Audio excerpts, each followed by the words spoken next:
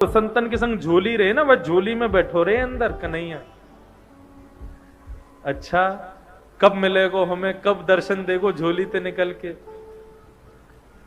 तभी एक संत वहां पर आकर के यमुना किनारे बैठे, उन्होंने अपना झोली कमंडल सब उतार के वहां रख दिया और स्वयं यमुना जी में स्नान करने चले गए। अब तो दोनों सखी बोले भैया या की कमंडल या की झोली में जरूर कन्हैया बैठे होंगे, चल चल के दर्शन करें। बोले कहीं संत निकल के नहीं आ जाए। बोले अरे जितने में आवे को इतने तो हम देख के वाकू भाग जाएंगे। अब संत की झोली खोली, झोली में खूब सारे ग्रंथ निकले, ग्रंथों को निकाला, आदि आदि सब निकाले।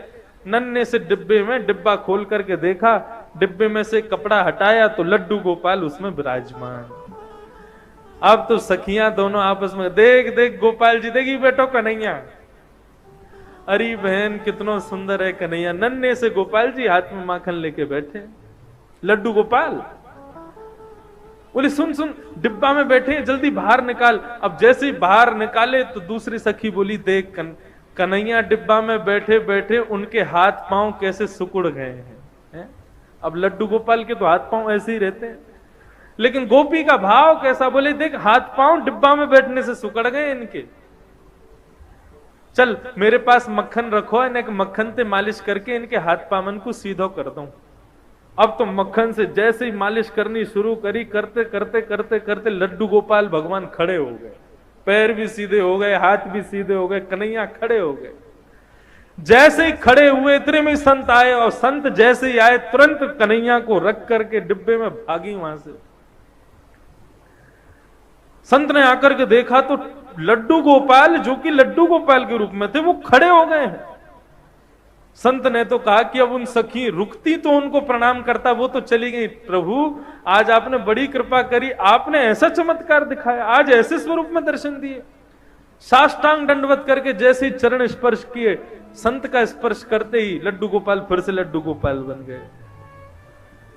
संत के नेत्रों से आंसू बहने लगे, 2-4 घंटे रोता ही रहा। बोले प्रभु उन सखियों को ये तक नहीं पता कि आपके भोग के लिए मंत्र क्या बोलना चाहिए, आपका स्पर्श कैसे करना चाहिए, आपका भोग कैसे लगाना चाहिए। ऐसी अबोध उन सखियों के भाव से आप सीधे हो गए, और मैं जिसने आपकी प्राप्ति के लिए घर छोड़ा, परिवार छोड़ा, सब कुछ छोड़ के सन्यासी बना, मेरे स्पर्श करते आप फिर से लड्डू गोपाल बन गए। क्यों? आपको मैं प्रिय नहीं हूं?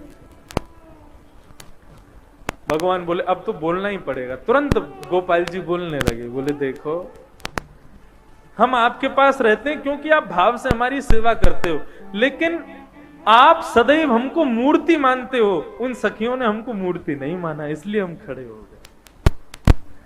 ये मूर्ति भाव अपने हृदय से निकाल दो, हम सदैव आपसे भी बात करेंगे।